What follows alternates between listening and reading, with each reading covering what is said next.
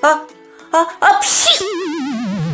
Ой, Будь здорова, Вилуна. спасибо, Форточка. А знаешь ли ты, почему мы чихаем? Нет. Простуда или пыль раздражают слизистую твоего носа. Мозг посылает сигнал в твою грудную клетку и заставляет сокращаться мускулы, чтобы ты чихнула и прочистила нос. Воздух выходит из легких, и ты чихаешь. Очень любопытно.